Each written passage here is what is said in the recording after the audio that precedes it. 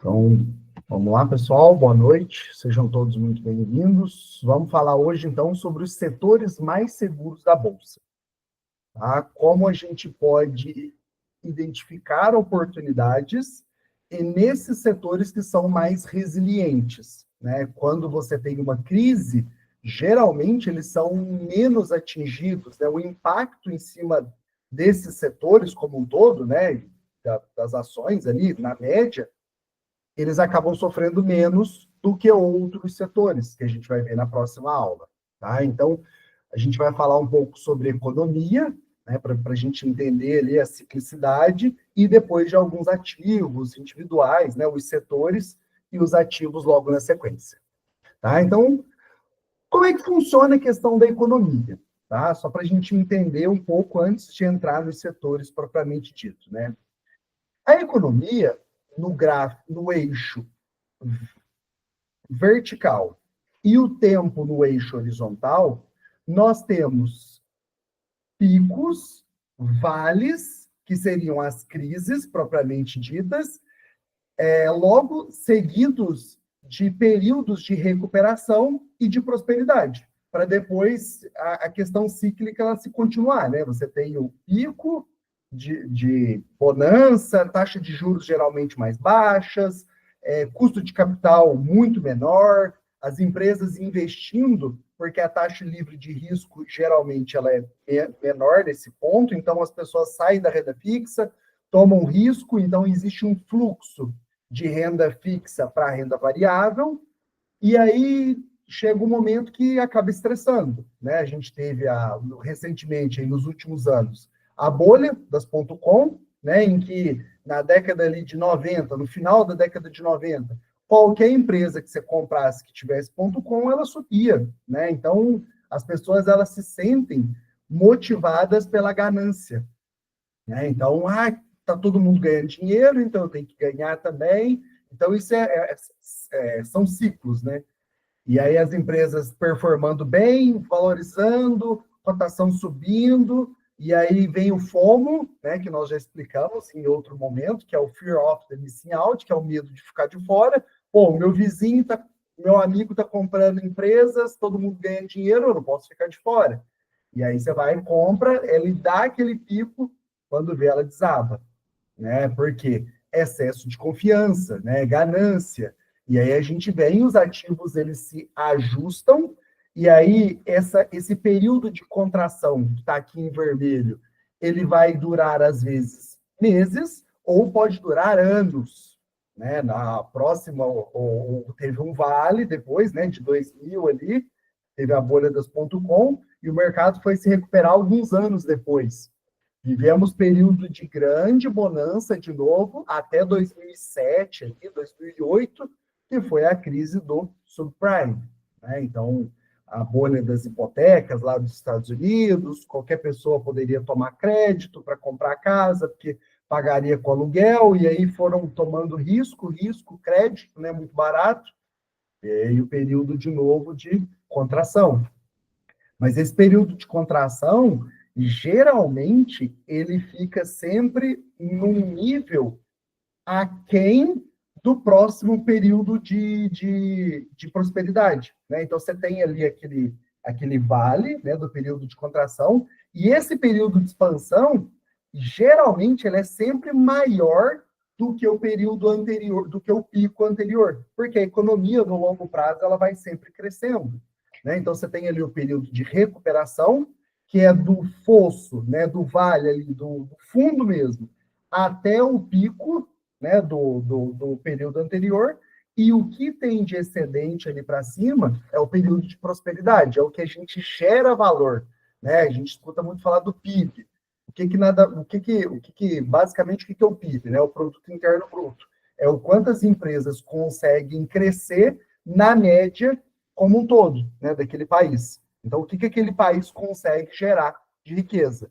Então, você tem períodos de crescimento, cada país vai ter o seu ali, né, 1, 2, 3%. A China lá em 2007, eu acho, no começo do Lula lá, comprando tudo, minério de ferro aqui no Brasil, um fluxo muito grande, né, de dólares entrando, O dólar chegou a cair bastante nesse período, e a gente teve ali um período de bastante bonança, né, aqui no Brasil.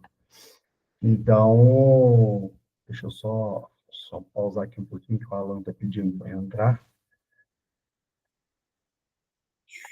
Um minutinho, foi. Então, o que eu estava explicando é essa questão da economia cíclica. Só desliga o microfone para nós, Alan, fazendo um favor. Claro. Valeu.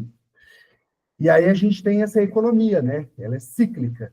Então, nós vamos ter sempre os períodos de pico, seguidos de período de fundo, né, que seriam períodos de contração da economia, mas posteriormente dessa recuperação e prosperidade, né, sempre gerando valor. Então a economia ela sempre vai ser cíclica. No longo prazo, as empresas na média elas tendem a sempre a crescer. Então por isso que a nossa estratégia, o nosso método é baseado em empresas, na maior parte empresas boas, porque empresas boas tendem a continuar boas com o passar do tempo. Elas tendem a fazer esse compound, a gerar valor, o que vai trazer esse ganho de capital, dividendo, recompra, enfim, né, a empresa vai gerar valor dentro da nossa carteira. Então, a gente entendeu que as empresas são cíclicas, né, baseado em quê? Oferta e demanda. Basicamente, em períodos de contração, a gente tem custo de capital, taxa de juros mais elevada, o que vai ocorrer esse custo de aumento de capital, né, aumento de crédito, o crédito fica mais caro, então a economia entra em leve recessão. Né? Para quê? Para que a inflação ela dê essa comportada, né? Porque em períodos de bonança, a inflação tende a subir, porque se você tem estímulo, demanda, crédito barato, as pessoas estão consumindo. Se há um consumo grande, inflação tende a crescer. E aí cresceu demais. As pessoas não aguentam mais tomar crédito. Enfim, teve a recessão. A recessão, a gente aumenta a taxa de juros para justamente a política monetária fazer com que essa inflação ela ceda, ela se contraia, para que logo na sequência a gente tenha um período de pico novamente. Tá? Então, basicamente, é oferta e demanda. Né? A gente falou sobre o PIB e a gente tem que entender que existe essa perenidade. Né? A economia ela é cíclica e a nossa carteira, como um todo, ela tem que sobreviver. Né? Ela tem que se manter viva. Então, a gente nunca vai olhar para um ativo individual. Por isso que o nosso método baseado em diversificação, boas empresas, lucro, governança, dívida controlada, os parâmetros que a gente usa é para nos manter vivos e fazer esse compounding através do tempo. Tá? Então, para vocês entenderem aqui como que funciona essa dinâmica, né, da economia como um todo. Então, dando sequência, né, nós precisamos entender, antes da gente entrar nos setores, como que funciona essa oferta e demanda, através da pirâmide de Maslow. Não sei se todos aqui conhecem, mas basicamente ela é a base da pirâmide. Nós temos aqui as necessidades básicas do ser humano. Então, o ser humano ele precisa sobreviver, né, ter comida, água, abrigo, descanso. Num segundo momento, ele precisa se proteger, ter essa sensação de segurança. Então, nesses dois pontos aqui, nós temos a base da pirâmide de Maslow, né, segurança física, da saúde, da sua família. E num terceiro momento, ali no meio da pirâmide, a gente quer se relacionar, né, fazer conexões, se sentir amado, ter um cônjuge, ter amigos, a nossa família, ter um senso de comunidade, né, de pertencimento. E aí, seguindo mais acima da pirâmide de Maslow, nós temos ali a questão da autoestima. O ser humano ele quer ser reconhecido, ele quer ter status, né? Ele quer se sentir pertencente àquele grupo, importante, né, de certa maneira. E lá no topo da pirâmide de Maslow, lá em cima, realização pessoal, né, senso de propósito, né, talento, criatividade, desenvolvimento pessoal. As pessoas querem ter o seu sentido de missão, né, de propósito realizados. Então, essa pirâmide de Maslow, ela é para explicar basicamente as nossas necessidades humanas. Então, quanto mais alto o nível da pirâmide de Maslow, mas mais a gente tende a estar realizado, a estar, como se diz, o nosso senso de propósito preenchido. Então, a gente quer cada vez mais ascender, né, dentro dessa pirâmide das necessidades humanas. Então, por que a gente explicou sobre a economia e a pirâmide de Maslow? Para justamente a gente entender quais são os setores mais perenes, quais são os setores mais seguros da Bolsa. Porque se eles são seguros, a gente entende que tem uma certa demanda para aquilo ali. Independente se a gente está num período de vale ou de pico, sempre vão precisar dessas demandas. Tá? Então, o primeiro setor, a gente vai falar sobre alimentos e bebidas. Né? A gente viu lá na pirâmide de Maslow que as pessoas querem sobreviver, elas querem comer, beber, né? Saciar as suas próprias necessidades fisiológicas. Então, ela tem uma inelasticidade da demanda. Independente se tem crise ou não, as pessoas vão ao supermercado. Então, eu começo a me ligar. Poxa, a base da minha carteira tem que estar em setores mais perenes, mais seguros. Tudo vai fazendo sentido, né? À medida que a gente vai entendendo do porquê que nós investimos nas empresas que nós investimos. Tudo tem que estar relacionado. E aí a gente vai entendendo o porquê que nós montamos a carteira do jeito que a gente monta. Né? Por quê? Existe essa inelasticidade de demanda. Pode estar período de bonança ou período de crise, vai ter consumo de... A Ambev vai continuar fornecendo cerveja, refrigerante, bebida, água, suco, não tem jeito. A M. Dias Branco vai continuar vendendo lá massas, biscoitos, a Camil vai continuar vendendo arroz, feijão, União, né, o açúcar dela lá. Então, essa demanda independe de qual período nós estamos, seja ele de bonança ou de crise. Então, elas tendem a ter ROIs, que são os Return on Equity, mais consistentes. E isso é o que gera valor para nós. É uma das métricas, né? Então, o giro de ativos, ele é muito mais saudável, porque você tem estoque girando a todo tempo, né? As pessoas, elas precisam consumir, são produtos de consumos primários. Então, ali a gente tem, né, como exemplos, Ambev, M. Dias Branco, a Camil, são produtos essenciais, né? A gente passou recentemente, há 5 anos atrás, por uma crise de proporções mundiais, em que supermercados não fecharam. Pelo contrário, a demanda dos supermercados aumentou. As pessoas, nesses momentos, elas tendem a estocar alimento. Então, por quê? Porque existe essa essencialidade. Né? Você tem ali, geralmente, pleno emprego. Eles não deixam os supermercados, farmácias, enfim, eles não deixam de contratar pessoas, de estar operando. Né? Você tem o giro dos ativos ali, pressão positiva nas margens, porque em momentos de crise, as pessoas correm para manter suas necessidades básicas atendidas. Então, você tem essa pressão levemente positiva nas margens. As margens tendem até a crescer. Né? Então, esse é o primeiro setor. Tá? Segundo setor, muito claro também, né? Energia. Né? E cada vez mais o mundo vai demandar por esse setor, né? O setor de energia. Então, nós temos aqui essencialidade, né? Ela tem lastro contratual, porque você pega empresas de transmissão, por exemplo, são anos que elas têm lá os contratos, independente se usem ou não aquelas torres, né? Quando a gente viaja na estrada, a gente tem aquelas torres, vários fios, assim, tipo uma bola de basquete no meio, né? Todo mundo já deve ter visto. Aquilo ali, independente de ser usado ou não, o contrato está rolando. Então, existe uma previsibilidade muito grande de receita. Né? Ela tem infraestrutura essencial, independente se usarem ou não, ela tem contratos, então você tem uma previsibilidade.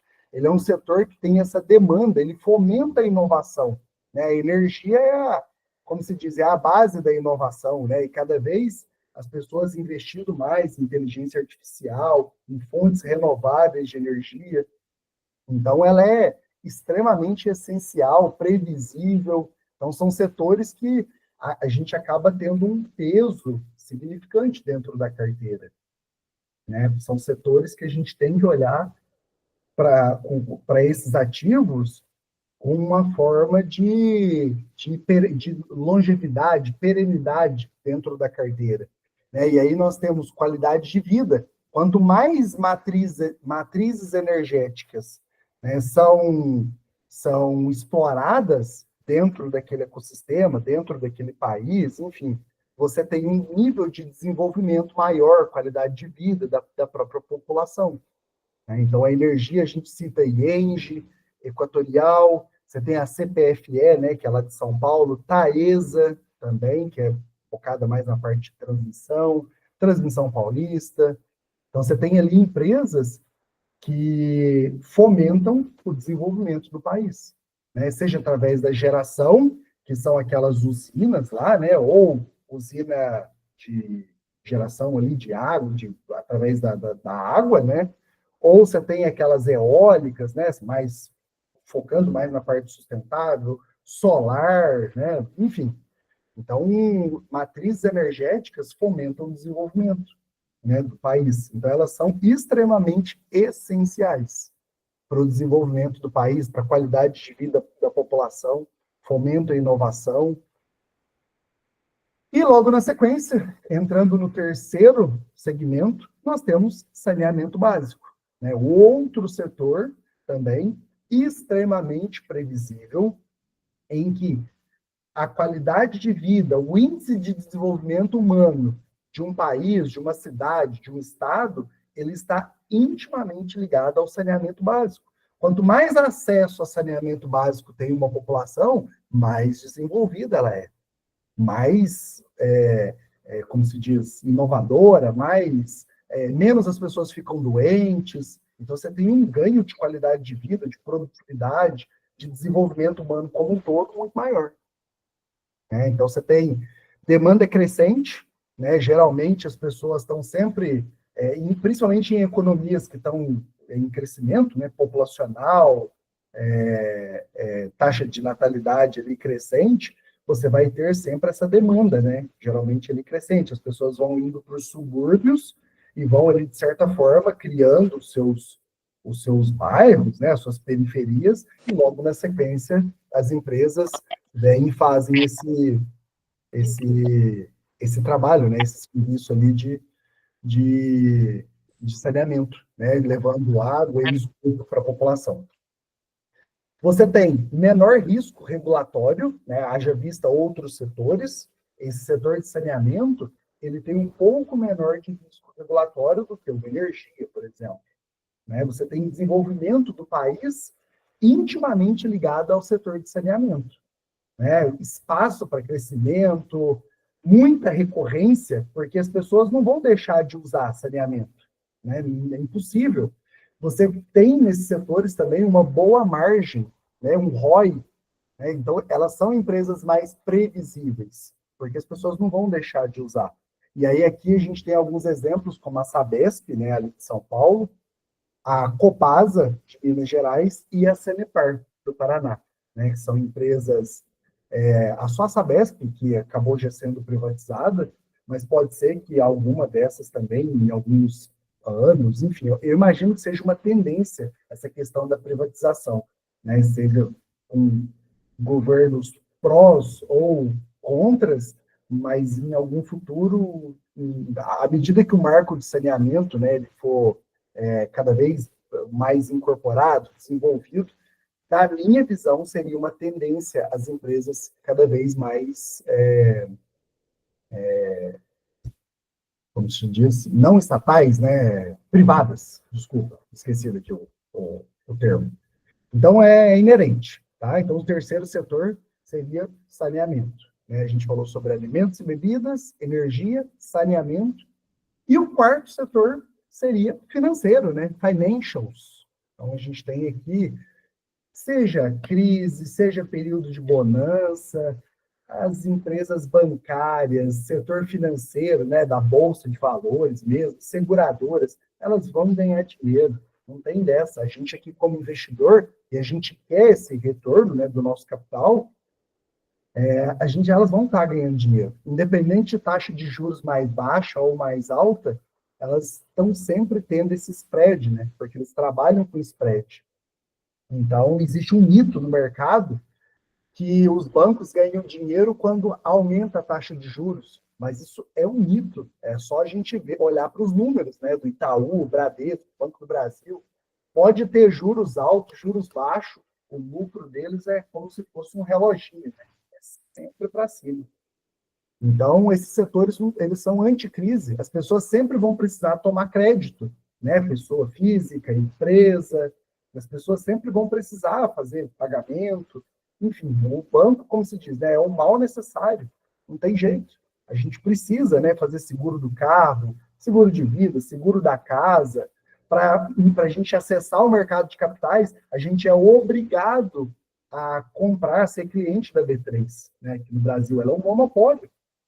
Então, independente se tem crise ou se o período que nós estamos vivendo, empresas financeiras, elas tendem sempre a performar bem, independente do período que nós estamos. Né? Esse setor como um todo, ele tem um ROI mais elevado. Olha para você ver o que a gente tem de banco aqui no Brasil.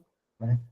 Então, claro, tiveram muitos bancos que quebraram, né, que foram adquiridos, mas meio que um oligopólio, né? Recentemente, as fintechs aí, né, Nubank, Inter, próprio BTG, eles meio que estão quebrando essa barreira. Mas até poucos anos atrás era Banco do Brasil, Santander, Itaú e Bradesco. Né? Você não fugia muito desse oligopólio. Então, para a gente ver como o ROI deles, a margem, é elevada. Né? São negócios realmente perenes, resistentes, à prova de crises. Então, por isso que grande parte da nossa carteira vai estar nesses setores, né? Porque a gente quer sobreviver. Né? Então, você tem margem, giro, alavancagem. Né? Enquanto há recessão, geralmente eles estão crescendo. Né? Independente se tem recessão ou não, eles estão subindo. E por último, né, entrando aqui no nosso último setor, né, falando dos setores mais seguros, a gente entra em saúde. Né? Saúde é outro ponto. A população não vive sem, né? Serviços odontológicos, médicos, laboratório, não tem como. Pode ter crise o que for, as pessoas vão precisar ir ao médico, fazer exame de sangue, ressonância, cirurgia.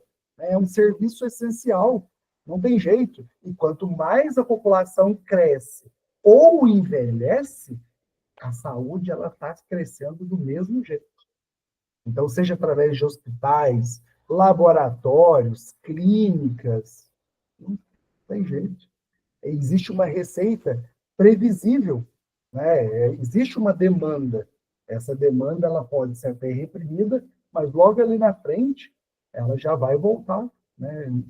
Independente se a gente está vivendo um vale ou um pico, sempre vai ter essa demanda. Ela tem uma menor sensibilidade a ciclos, porque existe essa demanda constante. Então, nesse setor, nós temos Fleury, de medicina diagnóstica, laboratório, exames, de uma forma geral. Nós temos Redditor, que é uma rede de hospitais, planos de saúde também, recentemente adquiriu o Grupo Sul América, e farmácias, a Raia Drogasil, que de certa forma está linkada também com saúde. A população envelhecendo cada vez vai precisar de mais medicamentos, produtos de cosmético, enfim, saúde, beleza, não só a saúde mesmo, mas até estética. Então, existe uma demanda constante para esses setores. Então, como analisar esses setores? A gente tem um cenário atual, que seria o que nós estamos vivendo, e no mercado a gente sempre olha para frente. Qual que é a estrutura do business? Qual que é o modelo de receita? Ela é previsível? Ela é recorrente? Quais são os concorrentes? Vamos estudar ali as concorrências desse setor em que as nossas empresas estão inseridas. Existe muita regulação ou não? Então,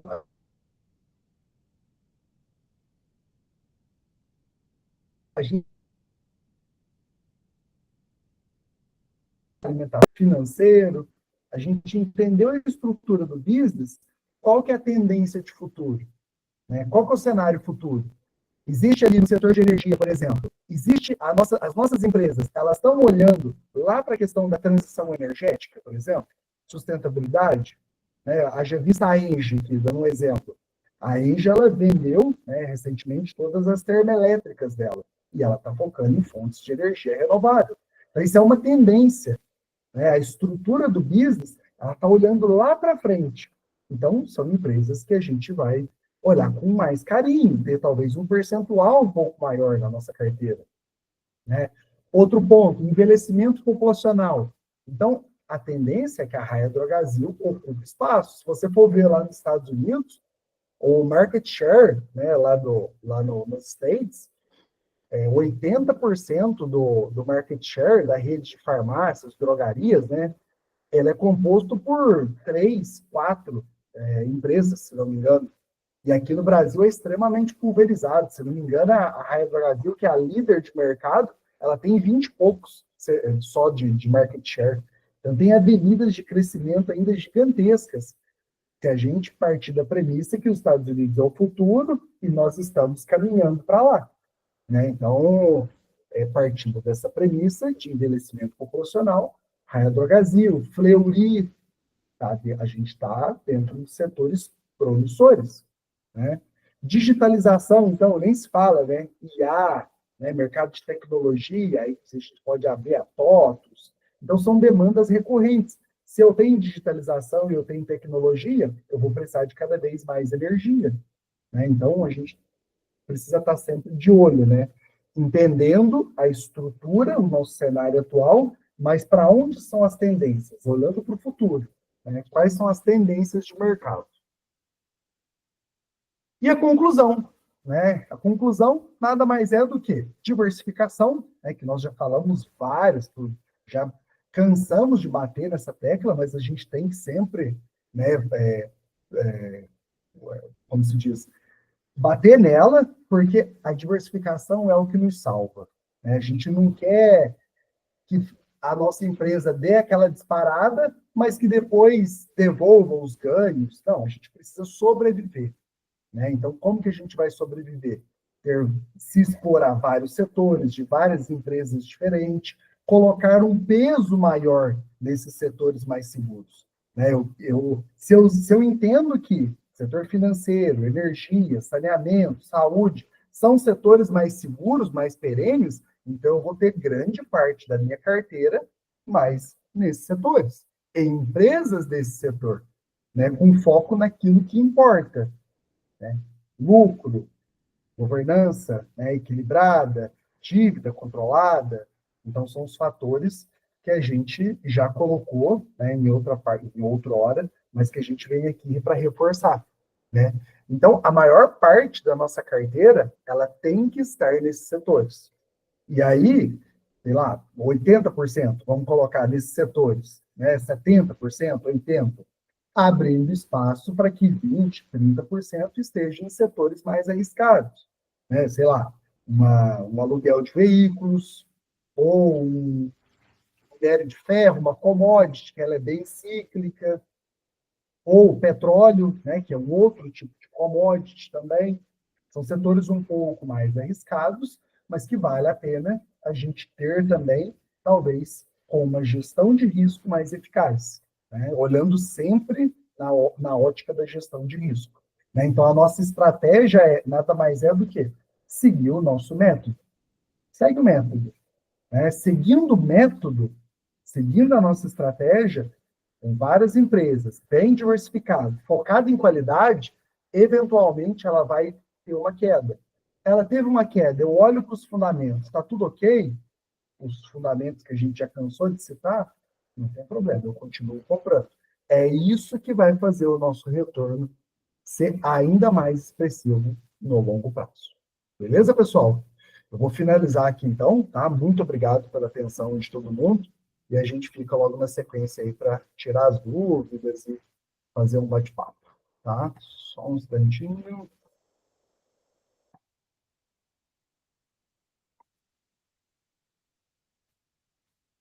Fechou.